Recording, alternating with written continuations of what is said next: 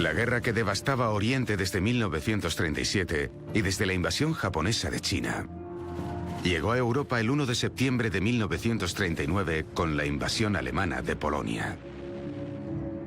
Se hizo mundial el 7 de diciembre de 1941, cuando los aviones japoneses atacaron la base naval estadounidense de Pearl Harbor. Llegó a todos los continentes. Y duró 6 años.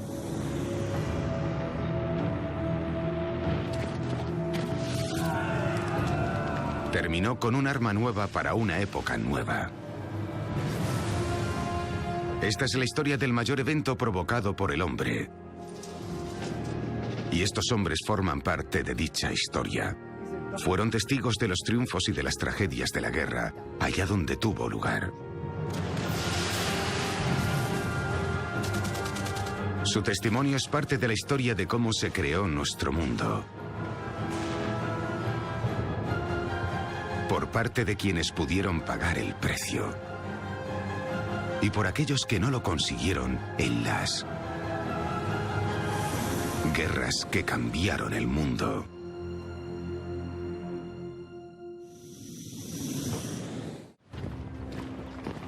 En anteriores episodios de guerras que cambiaron el mundo, las fuerzas armadas de la Alemania de Hitler barrieron toda Europa. En septiembre de 1939, acabaron con la nación de Polonia junto con sus aliados soviéticos. En 1940, Noruega, Dinamarca, los Países Bajos, Luxemburgo y Bélgica fueron conquistadas, y Francia se rindió.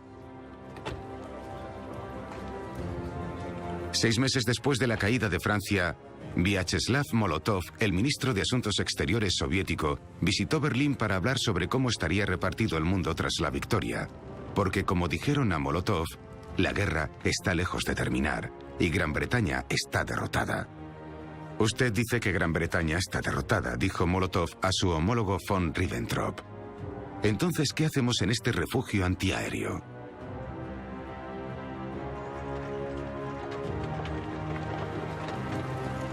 La respuesta a la pregunta de Molotov fue que Gran Bretaña no estaba derrotada.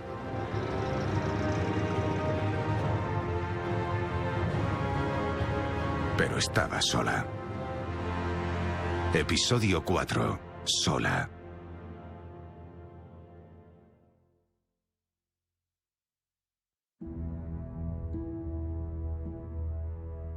Al acabar la Guerra Civil Española, los 2 países de la península ibérica estaban controlados por dictadores fascistas. Italia llevaba más de 15 años gobernada por otro dictador similar, Benito Mussolini. Y ahora el resto de Europa occidental, casi toda Escandinavia y buena parte de Europa central y oriental, llevaba la esvástica. En Oriente, la Unión Soviética de Joseph Stalin estaba muy atenta a las condiciones de su acuerdo con Hitler, al que suministraba comida y otros materiales. Pero el mayor imperio del mundo estaba invicto y desafiante. La batalla de Inglaterra que mencionó su primer ministro estaba a punto de empezar. Sin embargo, el desafío salió caro. A principios del siglo XX, Gran Bretaña era la banquera del mundo, pero 50 años después sería la nación más endeudada, debiendo 40.000 millones de dólares.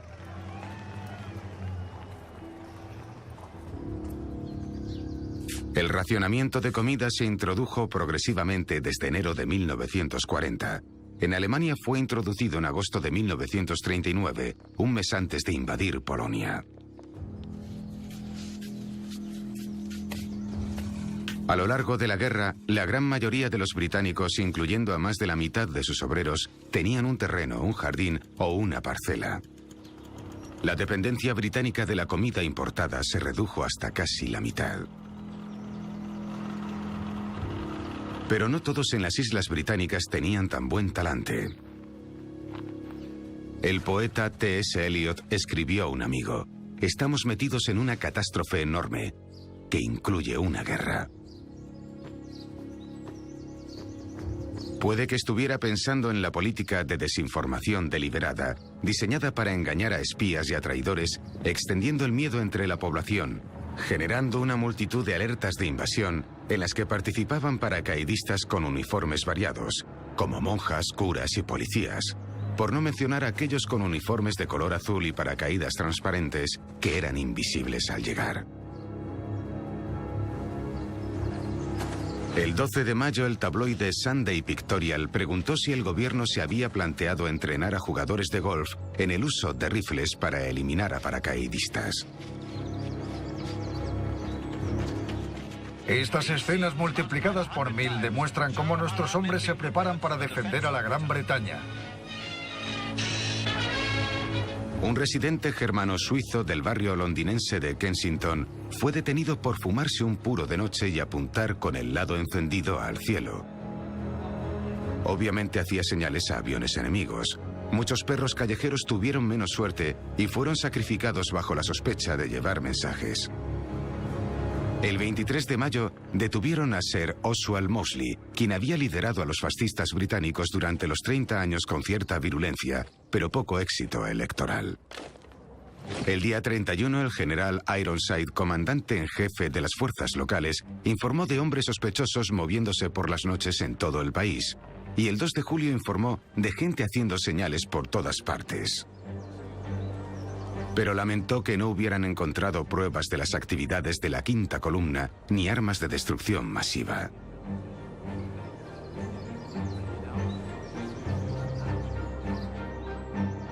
De hecho, aunque a día de hoy existen muchas historias, desde rayos mortales a monjas paracaidistas, las pruebas que las respaldan son tan endebles como las de la existencia del ratoncito Pérez.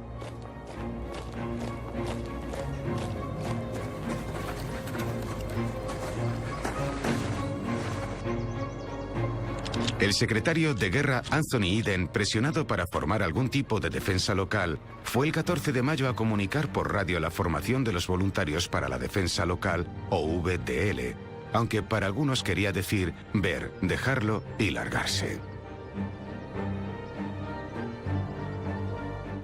Este cuestionario va dirigido a aquellos civiles que no estén en fábricas de armamento ni al servicio del gobierno. ¿Se ha unido a los voluntarios para la defensa local? Los VDL formaron grupos relacionados con clubes sociales, deportivos y con fábricas. En julio, 250.000 hombres se habían unido, pero no tenían las armas necesarias. Cuando empezaron a formar la Guardia Interior, los VDL, me apunté. Tenía 15 años cuando lo hice. Nos enseñaron un poco de esto y del otro, y finalmente te daban tu fusil. El que nos dieron fue un fusil Ross, un fusil canadiense en el que solo entraban 5 balas. Churchill insistió en que los VDL se renombraran como Guardia Interior. Eden estaba molesto. Había impreso 1 millón de brazaletes de la VDL. Estaba en la Universidad de Dulwich y no me esforzaba demasiado porque pasaba casi todas las tardes en la Guardia Interior como mensajero, aprendiendo a fumar, a beber y todas esas cosas. Jack White quería participar en la Guardia Interior, pero rechazaron su solicitud porque al ser hijo de judío ruso se le clasificó como extranjero. En la Primera Guerra Mundial, Jack White ganó la distinción más alta al valor, la Cruz de Victoria. No le clasificaron como extranjero enemigo ni le encarcelaron. 2000 extranjeros que vivían por la costa fueron detenidos, y no serían los únicos. Churchill dijo que era necesario apresarlos a todos. Contradiciendo a su famosa imagen tras la guerra, la Guardia Interior era una reserva muy seria. Llegaron a disparar a matar con varias bajas en sus misiones antiaéreas. Sus patrullas quitaron trabajo al ejército convencional y contenían, o más bien camuflaban, a grupos letales con entrenamiento de comandos con la tarea de matar y provocar el caos en caso de invasión.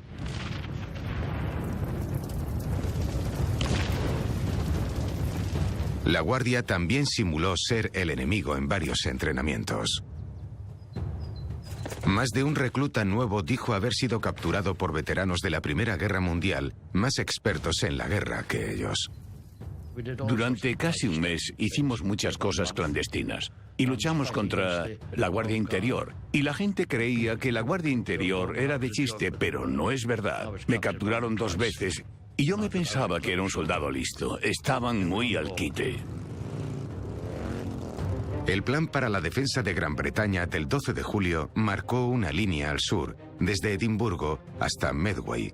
Otra al oeste, desde el sur de Londres hasta el sur de Bristol, una zona con más zonas de detención. Dentro de estas áreas se cavaron zanjas antitanques, se construyeron fortines de hormigón y todos esperaron.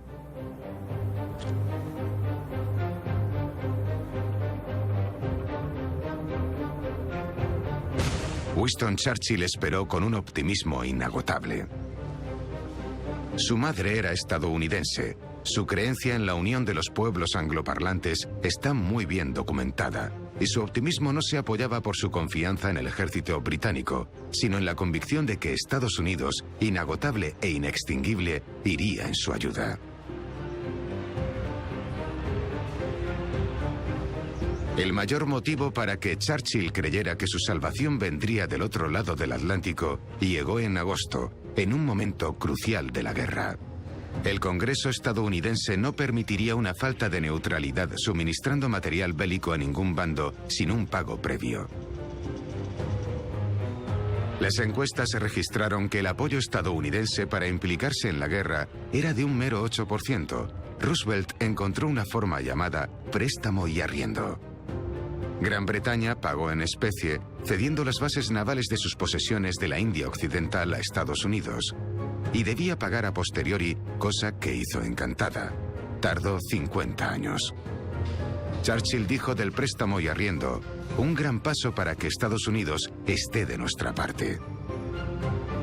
2 días después de firmar el acuerdo de préstamo y arriendo, el 15 de agosto, era el Adlertag, el Día del Águila, que el jefe de la Luftwaffe, el mariscal Goering, llamó el inicio de la fase crítica de la batalla de Inglaterra. Una ofensiva aérea alemana que pretendía tomar el control de los cielos del sur de Inglaterra para preparar su invasión. En cierto sentido, la ventaja ya había pasado de Alemania a Gran Bretaña. A principios de 1940, Gran Bretaña producía 256 cazas al mes. Winston Churchill, al reconocer la urgencia de elevar la producción, nombró a Lord Beaverbrook, dueño de un periódico anglo-canadiense, ministro para la producción de aviones. Y les suplico a todos ustedes, que aceleren los tanques, las defensas de la Gran Bretaña. Bajo la dirección de Beaverbrook, la producción del mes de julio se disparó a 496 cazas. Un artículo de la revista Time en 1940 llamó la atención sobre su récord y profetizó que esta guerra es una guerra de máquinas que ganarán las líneas de montaje. Lo importante es que las líneas de montaje británicas no solo daban muchos aviones, sino aviones buenos. Estos serían los Hurricanes y los Spitfires, que escribirían sus nombres en los libros de historia. Gran Bretaña utilizó otras herramientas que fueron vitales en el combate que les esperaba. Los famosos criptólogos se instalaron en Bletchley Park, una casa rural a las afueras de Londres, y descifraron las señales de la Luftwaffe que advertían de las misiones planificadas.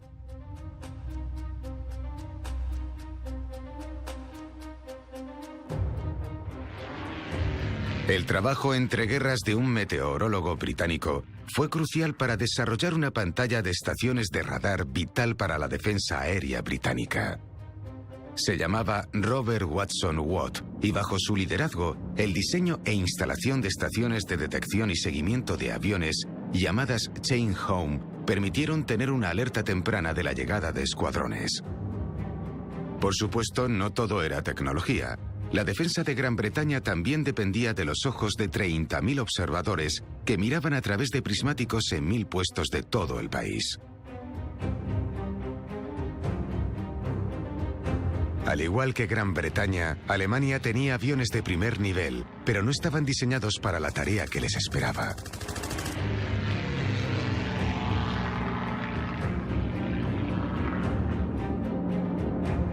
habían sido desarrollados para apoyar operaciones sobre el terreno. La Luftwaffe no tenía bombarderos pesados y el Fiat Stuka, como veremos, demostraría ser casi inútil.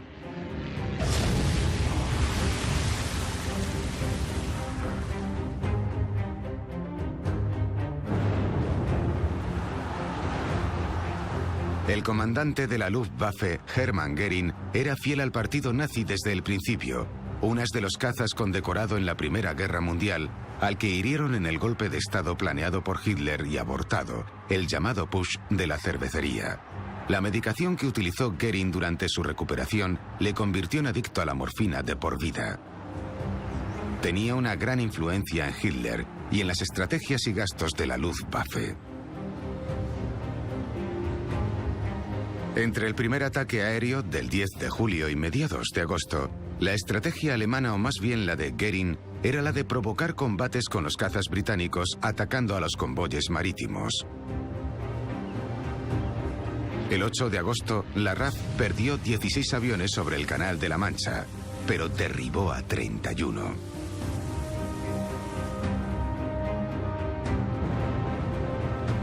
Durante los 3 días siguientes, las bajas alemanas siguieron siendo superiores a las de la RAF. Y el 12 de agosto cambiaron su planteamiento. En otra parte de su imperio, Gran Bretaña iba a luchar en otro frente que acabaría con una retirada forzosa de sus tropas. En las primeras horas del 3 de agosto de 1940, el ejército italiano cruzó la frontera entre el África Oriental italiano y la Somalilandia británica. Los italianos tenían 24.000 efectivos enfrentados a una fuerza británica de 4.000 soldados, principalmente soldados de India y de África. El cuerpo de camellos de Somalilandia, batallones de los King's African Rifles y el 315º regimiento del Punjab estuvieron acompañados durante la campaña por otro regimiento indio y un batallón escocés de la Guardia Negra. Los británicos no tenían tanques, blindados ni armas antitanque. Esta fuerza luchó en la retaguardia contra el avance de los italianos hasta que la Royal Navy la retiró durante las primeras horas del 18 de agosto.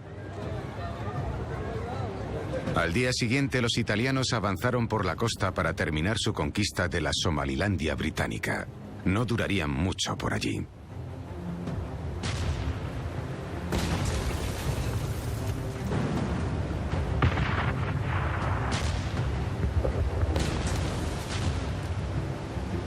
El mes de agosto fue más relevante para los libros de historia y también fue el más importante y famoso de la Batalla de Inglaterra. La Luftwaffe atacó directamente a la Royal Air Force, apuntando contra aeródromos e instalaciones de apoyo. Muchos aeródromos estaban en el sureste de Inglaterra y los cielos de esa parte del país recibieron el apodo de Hellfire Corner, la esquina del infierno. En aquel trocito de cielo lleno de rastros de vapor, murieron más pilotos de caza que en el resto de Gran Bretaña. Bajo el cielo, en las colinas y en los cabos, se juntaban multitudes que aplaudían a cada baja enemiga. El primer día del ataque contra la RAF, 3 aeródromos fueron dañados y una estación de radar fue eliminada. Al día siguiente, el 13 de agosto, la Luftwaffe lanzó su mayor ataque en la guerra hasta la fecha. Realizó 1.485 misiones, atacando aeródromos, aunque apuntaron por error contra muchos que no eran bases de cazas. Y perdieron más del doble de aviones que la RAF. Las pérdidas de la flota de Junkers 87, los Stukas que habían aterrorizado a las fuerzas en tierra, fueron muy duras. El Stuka fue un bombardero letal volando en picado, pero una máquina engorrosa volando a nivel, superada en velocidad y maniobrabilidad por los cazas británicos. Tras sufrir más pérdidas, los Stuka fueron retirados de la batalla de Inglaterra. Y este fue el Adlertag, el día que según Göring sería el primer día de la fase decisiva de la batalla. La Luftwaffe realizó 1.786 misiones contra aeródromos británicos, perdiendo 76 aviones. La RAF perdió 35. Las cifras llevan a engaño. Las pérdidas británicas podían suplirse hasta cierto punto reparando los aviones dañados que volvían a sus bases. Los aviones alemanes que tuvieron que aterrizar en Gran Bretaña estaban perdidos. Lo más revelador es que los pilotos británicos que saltaban sobre su territorio volvían a combatir. Los pilotos alemanes eran capturados. Se tomaron a más de 900 pilotos de la Luftwaffe que saltaron sobre Gran Bretaña como prisioneros. Los aviones alemanes también tenían la desventaja del tiempo limitado que podían pasar sobre sus objetivos. Su mejor caza, el Messerschmitt 109, tenía un alcance operativo de solo 850 kilómetros y una buena parte se utilizaba solo para ir y volver de la zona de combate. Aún así, fue tal y como dijo el duque de Wellington respecto a Waterloo, lo más apurado que haya visto. El 18 de agosto las bajas británicas, aunque eran inferiores a las que sufrió la Luftwaffe, eran importantes. Más de un centenar de pilotos de la RAF habían muerto en una semana. Este recurso no podía sustituirse con celeridad. En una de esas anomalías del destino que parecen estar por todas las narrativas de la guerra, la cuasi ventaja que ganaron los alemanes el día 18 no fue aprovechada, ya que el tiempo y las tensiones del bando alemán obligaron a darse 4 días de pausa. Fue durante esta pausa, el 20 de agosto, cuando Winston Churchill dio uno de sus discursos más recordados. Nunca en la historia del conflicto humano tantos debieron tanto a tan pocos. Que los que lucharon y ganaron la batalla de Inglaterra eran pocos en número comparados con aquellos que estaban en deuda es indudable. Pero no eran pocos en comparación con el número de oponentes a los que se enfrentaron. En muchos sentidos, la lucha en los cielos ingleses fue igualada. Y unos pocos de esos pocos dominaron la batalla. Los ases de la aviación tuvieron una cantidad desproporcionada de éxito. Un 3,5% de los pilotos de la RAF fueron responsables del 30% de las muertes confirmadas. La primera fase de la batalla había sido atacar los suministros. Y la segunda fase, el ataque contra la RAF. Tras la pausa, el 24 de agosto comenzó la tercera y decisiva fase. Aquella noche, un bombardero Heinkel que se desvió de su rumbo lanzó sus bombas por error en un objetivo accidental. Serían las primeras bombas que cayeron sobre Londres.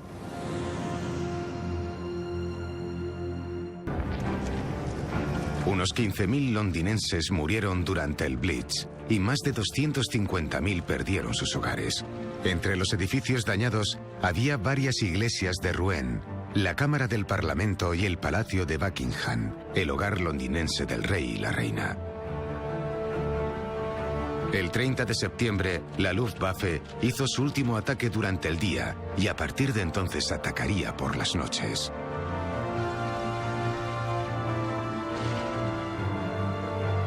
El gobierno británico encargó unas encuestas para ver la moral de la población. Y el 80% seguía confiando en una victoria de Gran Bretaña. Los ataques disminuyeron. Los británicos proclamaron que a finales de octubre llegaría el fin de la batalla de Inglaterra, aunque Londres seguiría sufriendo graves daños.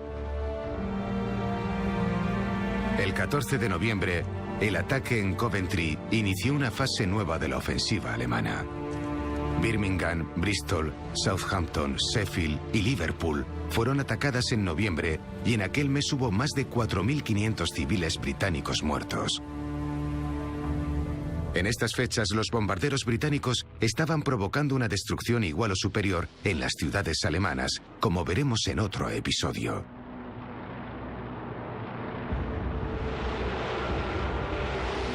La última noche del Blitz de las ciudades británicas no llegaría hasta mediados de mayo de 1941, cuando Hitler necesitaba todas sus fuerzas en otra parte para la invasión de Rusia.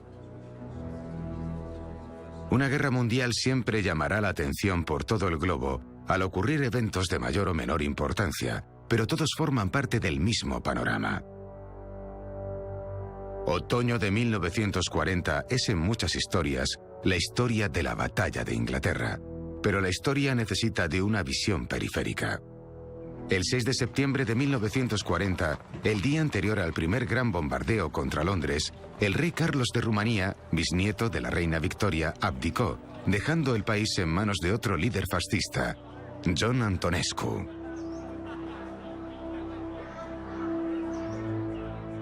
El 11 de septiembre, Hitler envió refuerzos del ejército y de la Fuerza Aérea a Rumanía para proteger los campos petrolíferos de Ploiesti, los únicos de relevancia en Europa. Esto también situó a la Wehrmacht en una base avanzada de operaciones contra la Unión Soviética. Pero ¿por qué Hitler daba la espalda a la invasión de Gran Bretaña? La Directiva 16 del Führer del 16 de julio de 1940, que ponía en marcha los preparativos para un asalto a Gran Bretaña, declaraba: ya que Inglaterra, a pesar de que su ejército está perdido, sigue sin mostrar disposición a llegar a un acuerdo, he decidido preparar, y si es necesario, ejecutar una operación de desembarco contra ella. Si es necesario. ¿Cómo podía no ser necesario? Solo 3 días después, en un discurso en el Reichstag, que fue transmitido por todo el mundo, Hitler dijo: ahora mismo oigo un grito de Londres. No es el grito de las masas del pueblo, sino de los políticos, diciendo que la guerra debe continuar ahora más que nunca. Hitler dijo: en esta hora me siento con la obligación a realizar otro llamamiento a la razón en Inglaterra.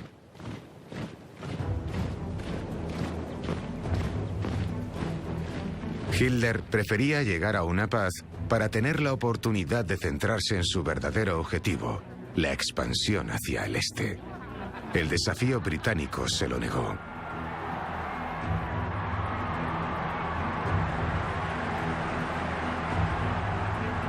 Hitler comprendía muy bien los riesgos de invadir las islas británicas.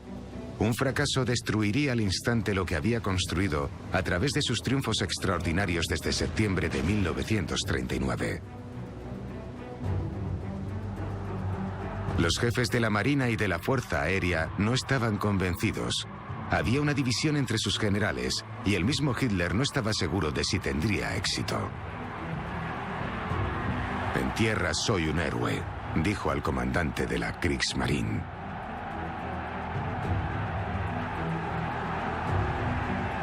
En el mar, soy un cobarde. Hay pruebas de que el plan de la invasión, la Operación León Marino, era una estrategia más política que militar, una artimaña para dar fuerzas a los que querían la paz en Gran Bretaña y obligar al enemigo a sentarse a negociar. En cierto modo, al menos para Hitler, era un farol.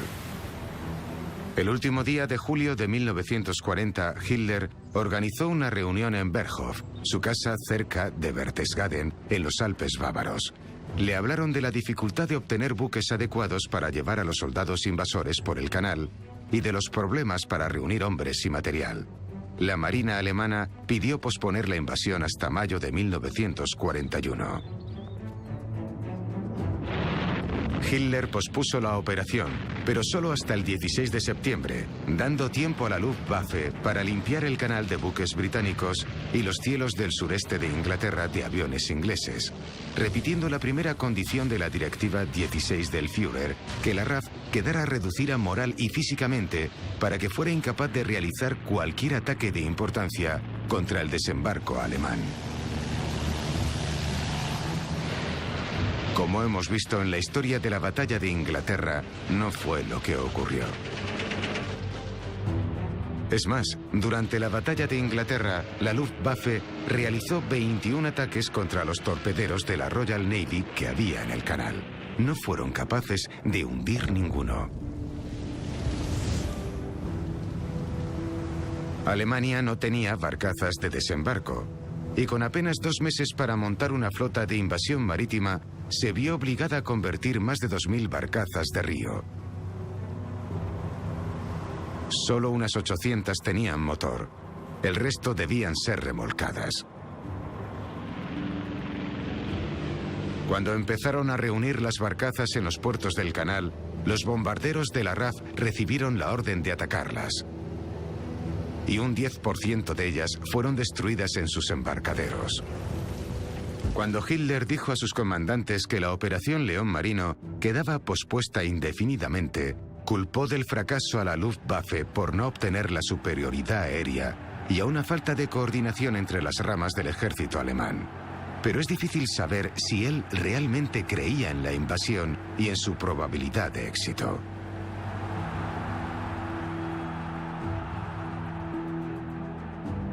Con la cancelación de la Operación León Marino, Gran Bretaña se quedó con un portaaviones que resistió en las costas de Europa Occidental.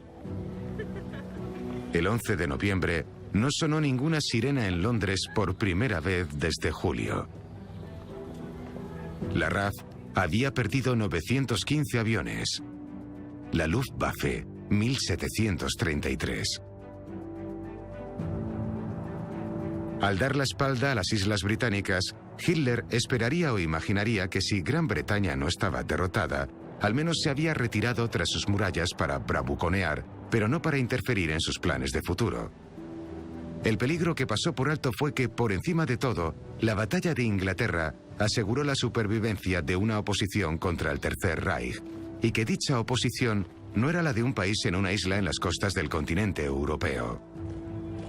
Era un imperio. Los sucesos que cambiaron la geografía política del continente europeo durante 1940 ahora tenían un efecto inesperado y estratégicamente relevante en la otra punta del globo, en Asia.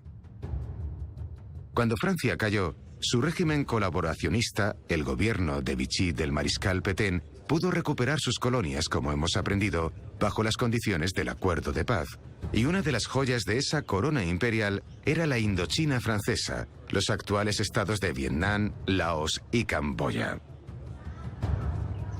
Para el Japón expansionista, la ocupación de estos territorios era tentadora, y en el caso de Vietnam era cuestión de atravesar la frontera de la China ocupada, cosa que hicieron en septiembre de 1940.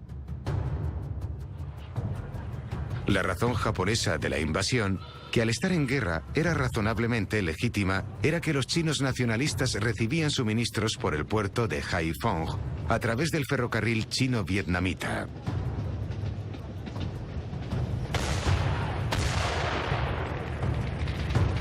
Cuando el ejército imperial japonés lanzó una amenaza de invasión, el gobierno francés de Vichy claudicó y el 22 de septiembre firmó un acuerdo que permitía a los japoneses desplegar varios miles de efectivos en suelo vietnamita. Los japoneses exigieron bases en Indochina durante la conferencia y las consiguieron.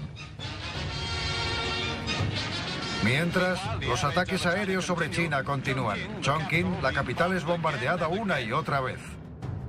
A las pocas horas de firmar el tratado, varias columnas del ejército imperial japonés cruzaron la frontera desde 3 puntos y avanzaron hasta la cabecera de la vía cerca de Longzhou. Al día siguiente, el 23 de septiembre, la Francia de Vichy protestó ante el gobierno japonés por incumplir su acuerdo. La mañana del 24, los aviones japoneses atacaron las posiciones francesas en la costa, y el 26, las fuerzas japonesas llegaron a la costa al sur de Haiphong y se adentraron en el puerto. Al llegar la tarde del 26, los combates habían acabado.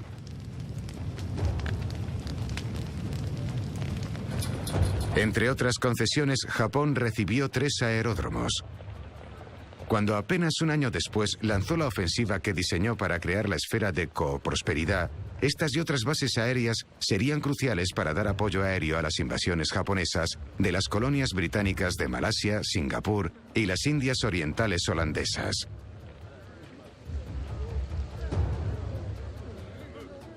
Además de en Asia, durante estos meses la guerra mundial llegó y estalló en un gran conflicto en otro continente, África. el 23 de septiembre se lanzó una misión conjunta entre Gran Bretaña y la Francia Libre contra una guarnición de Vichy en África Occidental. Para el 25 la misión había sido un fracaso humillante y retiraron sus fuerzas. Una fuerza de la Royal Navy con el general Charles de Gaulle a bordo, líder de la Francia Libre, se preparó para suplicar a sus compatriotas en Dakar, la capital del actual Senegal.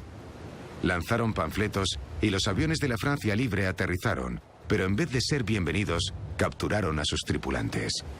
Las baterías navales y costeras intercambiaron disparos y de Gaulle declaró que no quería ser el responsable de que franceses mataran a franceses. El escuadrón se retiró. La misión tenía el inapropiado nombre de Operación Amenaza. En septiembre de 1940 también empezaron las maniobras en lo que sería el teatro de operaciones más conocido y relevante del continente africano, el litoral del norte de África. Italo Balbo, mariscal de la Fuerza Aérea Italiana, fue uno de los arquitectos del fascismo italiano y el único líder fascista contrario a las leyes antijudías y a la alianza de Mussolini con Alemania. Fue el responsable de organizar la invasión de Egipto. El 28 de junio de 1940, al aproximarse a Tobruk para aterrizar, Balbo y su tripulación murieron derribados por error por artilleros italianos. El fuego amigo fue un mal comienzo para la campaña de Italia en el norte de África. El 13 de septiembre, cuando era evidente que Hitler no iba a invadir Gran Bretaña, Mussolini ordenó la invasión de Egipto. El día 16, los italianos ya habían recorrido casi 100 kilómetros más allá de la frontera de Libia. Tuvieron 3.500 bajas, pero los británicos que se replegaron hacia el desierto solo habían tenido 150 bajas. El comandante británico, el general y posterior mariscal de campo, Archibald Wavell, tenía la ventaja de sus blindados sobre sus oponentes. Así que decidió contraatacar y echar a los italianos de vuelta a la frontera con Libia, poniendo el puerto vital de Tobruk en manos aliadas.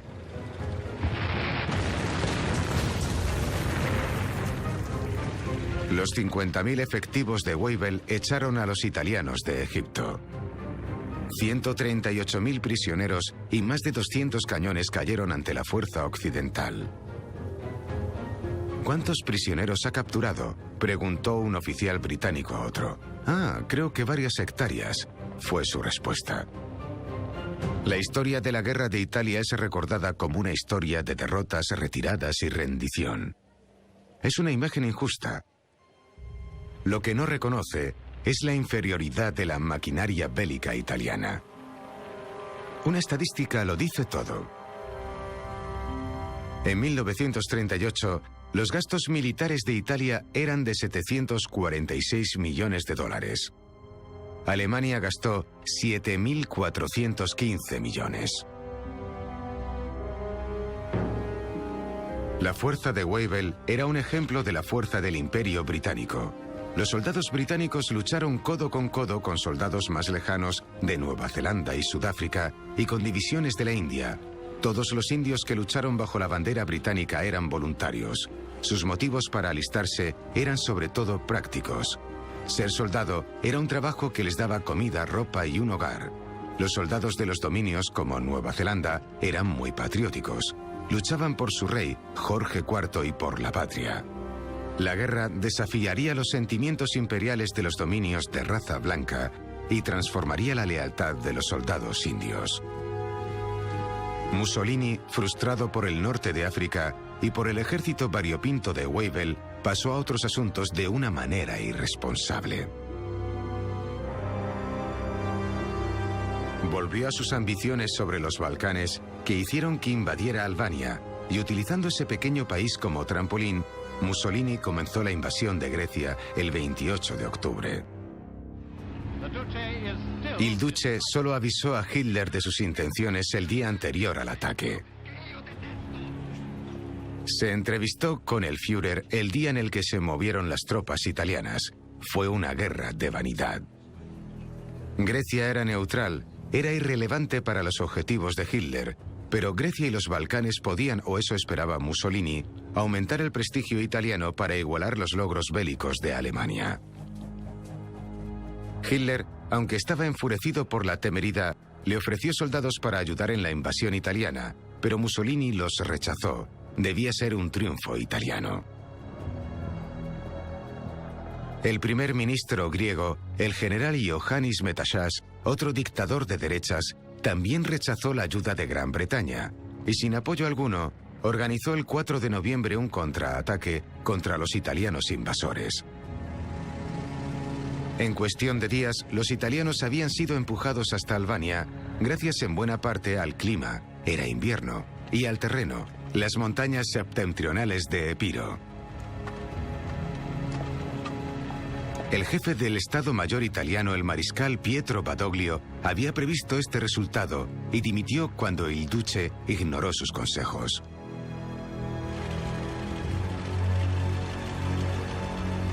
El 11 de noviembre, el primer día en el que Londres no tuvo un ataque aéreo, los italianos sufrieron otro contratiempo muy distinto. Los venerables torpederos británicos Swordfish, que actuaban desde el portaaviones HMS Illustrious, atacaron a la flota italiana mientras estaba amarrada en Tarento. Los británicos aplaudieron a lo que parecía una primera victoria desde hacía más de un año. Los italianos acabaron con 3 acorazados muy dañados y uno que nunca volvería al mar. Y el agregado naval japonés de Berlín fue a la escena rápidamente para tomar nota de lo que era capaz de hacer un ataque desde portaaviones contra una flota anclada.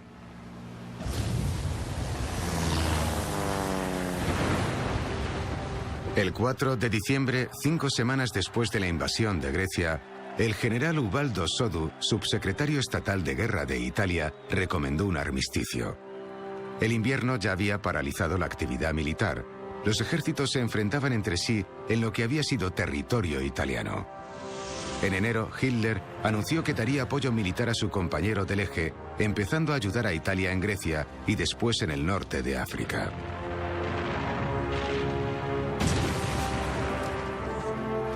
En enero, los británicos también iniciaron su ofensiva contra los italianos en el Cuerno de África, en Somalilandia y en Abisinia, cuyo emperador Haile Selassie fue expulsado de su trono por los italianos. Pero en el año venidero ocurrirían sucesos más importantes. Al comenzar 1941, el presidente Franklin Delano Roosevelt dio un discurso al pueblo estadounidense. Dijo: «Amigos míos, esto no es una charla sobre la guerra junto a la chimenea. Hablo de la seguridad nacional».